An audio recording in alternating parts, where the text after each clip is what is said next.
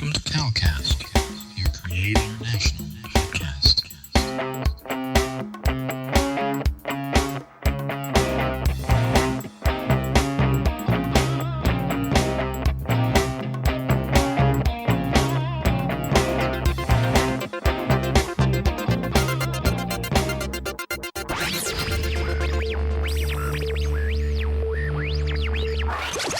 God Network News,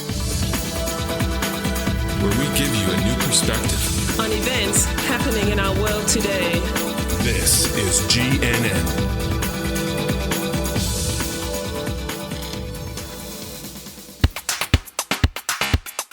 This is God Network News, episode 155. Welcome, GNN fans, to another episode of God Network News, the podcast that tells you what God's doing around the world. Not what CNN tells you, but what GNN tells you is going on in the world. If you're tired of listening to all of that crisis network news and you want to hear what God's doing, well, give us a listen.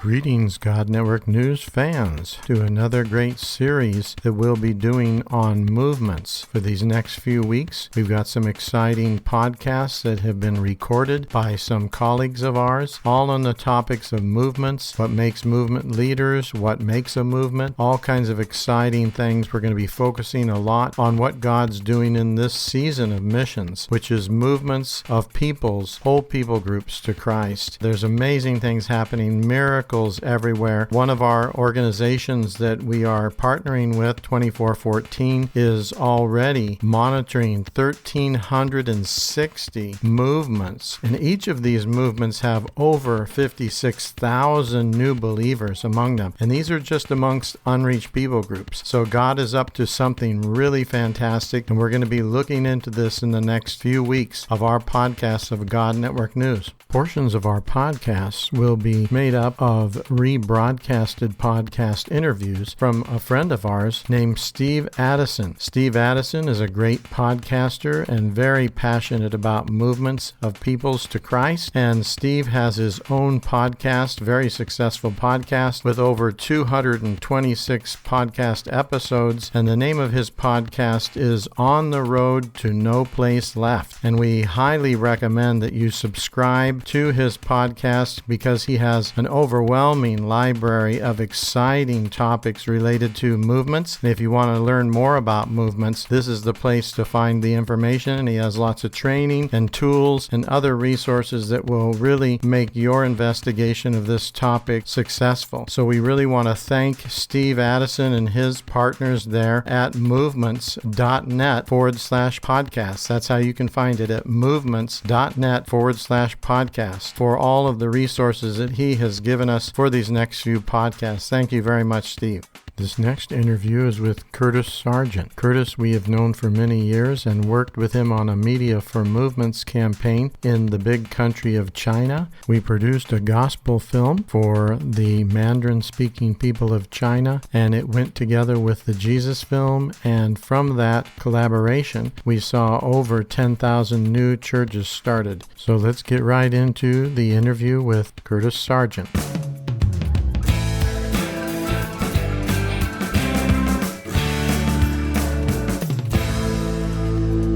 Yeah, I think the project you're referring to is a website called kingdom.training. And it was started by a team focusing on some Arab Muslims specifically. And they didn't really have an internet ministry background, interestingly enough, but they were interested in multiplication movements. And so they decided that they needed additional ways besides just the amount of on the ground, personal evangelism, to start to filter for persons of peace. And so they started getting into the media ministry. And as they looked around at sort of best practices and things like that, they found out really there weren't any that they could find that were aimed at creating disciples who multiply and planting churches that multiply. Most of them were geared for conversions, to have converts. And then they would seek to do some follow-up discipleship, but it was more aimed at feeding than at equipping them to feed and, reach others and multiply disciples. So they started looking for ways to do that. And with some starts and stops, as we all have when we're learning something, they ended up falling into some approaches that seemed to be pretty effective. And they had multiple people speaking into that. One unusual one is someone who is educated via the U.S. government. They got a PhD in studying how Muslim fundamentalists would use the internet to not only recruit, but also to train and then to, kind of multiply cells and so on. And so he happens to be a very serious believer.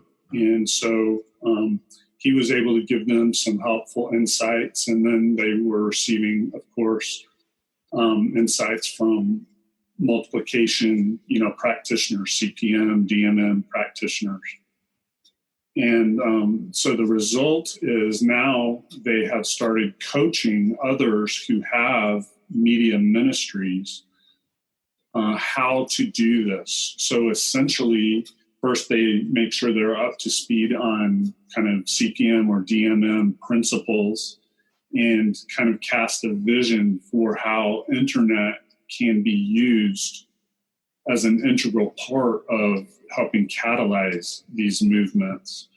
And then they give some special emphasis to extraordinary prayer, which is really where they started. That's where they had their first successes.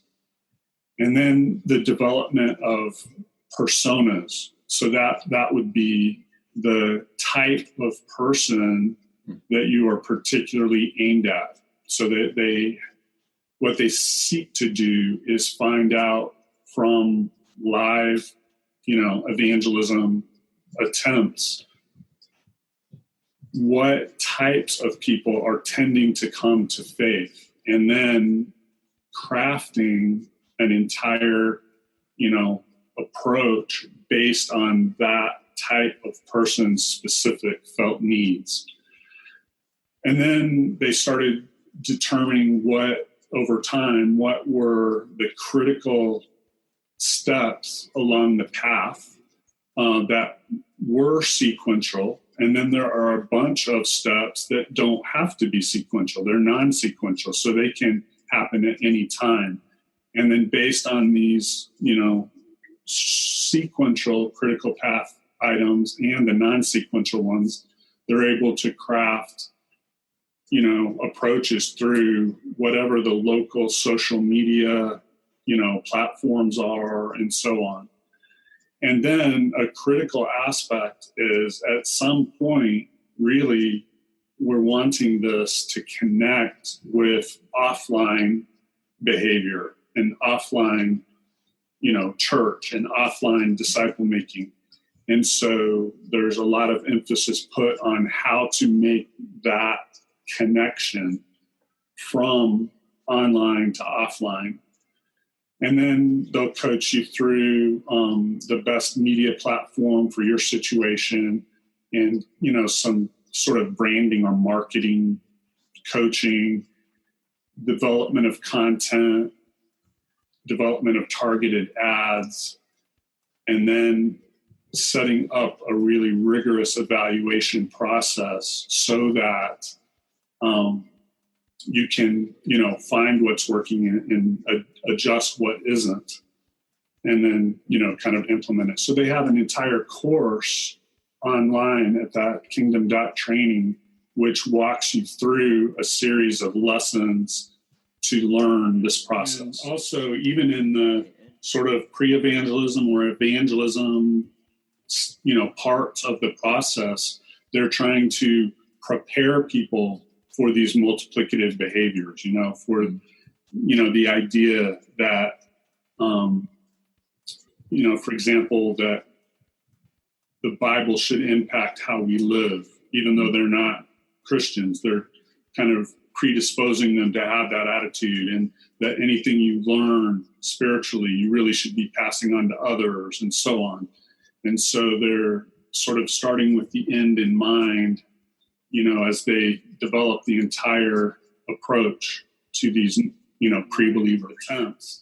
And so they're finding that the people that they're reaching with these targeted ads and then sort of preconditioning like this tend to be far more ready for those personal interactions from field workers, because they're, in a sense, preconditioned and prepared for that to be a fruitful meeting. Our sponsor for today's episode is The Jared Dyson Show, conservative and not ashamed. The Jared Dyson Show gives straightforward conservative news and opinion. Visit their website at thelibertyloft.com/podcast/Jared Dyson Show. Listen and subscribe today. Okay, now in some settings that could be a dangerous meeting, because how do you know if the person's genuine? Yeah, all through the Muslim world, that's true. So, that's another benefit, in a sense, is you're having a much more thorough screening, in a sense, of the people that you're meeting with.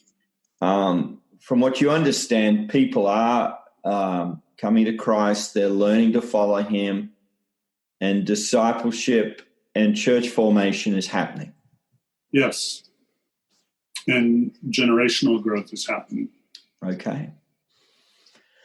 What else are you seeing out there in the field, Curtis, that you've just got your attention?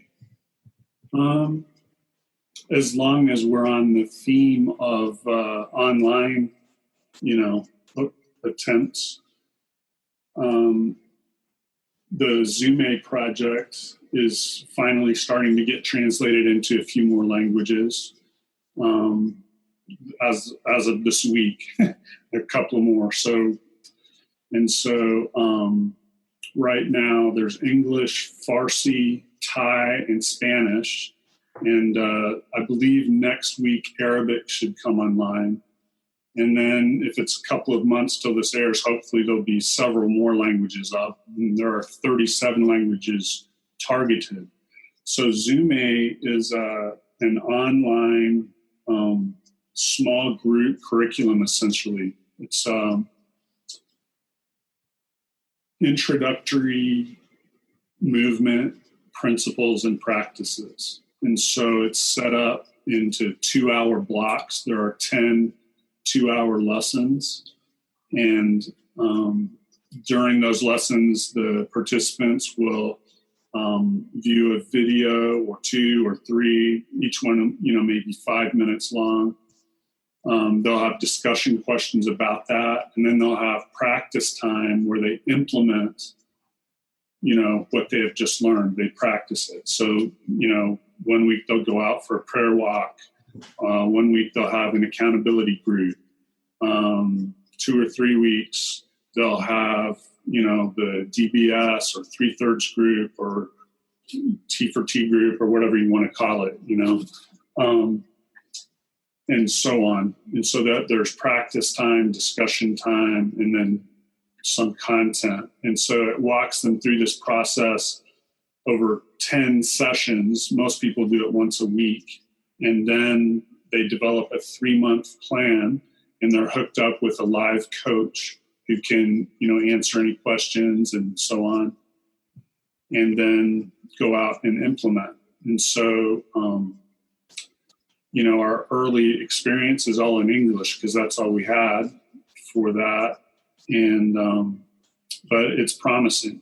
So there are a lot of people who are going through it. And then even people who have never led anyone to Christ or anything are going out, sharing their faith, winning people to Christ, starting groups, and so on. It's a little too early to see how much generational growth there will be from churches planted, but there's already multiple examples of multiple generations of these training groups starting. So I think, there's good potential for that. And the nice thing will be it'll be available in 37 languages. So kind of the idea is it makes training more accessible to more people, because, as a trainer, getting people together, having the time to attend training, it's, hard to get them as much training as you want. And there's even in languages like English or Hindi, where there are a lot of trainers, there's so many people that need to be trained. It's always a little bit of a limitation, having good trainers. And so this, in a sense, helps filter for the people who are really serious about implementation. And then those, more experienced coaches and trainers can focus more of their attention on those people that have sort of, self-filtered. And in a lot of these languages, there aren't many good trainers available.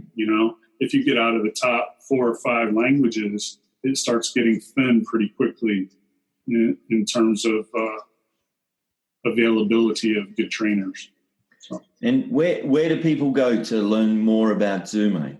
Yep, that's zumeproject.com. So that's Z or Z for you Brits and other, Commonwealth folks, zumeproject.com. Great. Okay. And so same pattern that you're finding, in this case, connecting with people who want to go and multiply. This has been a good way of taking that broad and then filtering. Yeah. And so, it hasn't scaled yet because it hasn't really been promoted much at all. Actually, in some senses, the website's still under development. So we're kind of waiting until we think we've got most of our ducks in a row before promoting it much. But already thousands of people have gone through the training, and, a fairly high percentage of those are seeing some fruit. So we're encouraged. Yeah. So it can't, same with reaching Muslims, it can't just stay online. There's got to be a point at which it gets people out into their community face to face. And that happens right away with the Zume, because the people meeting for the training are meeting face to face. They're in groups of 4 to 12 people. Okay. And they actually go out into the neighborhoods practicing what they're learning. So, that offline stuff happens during the training.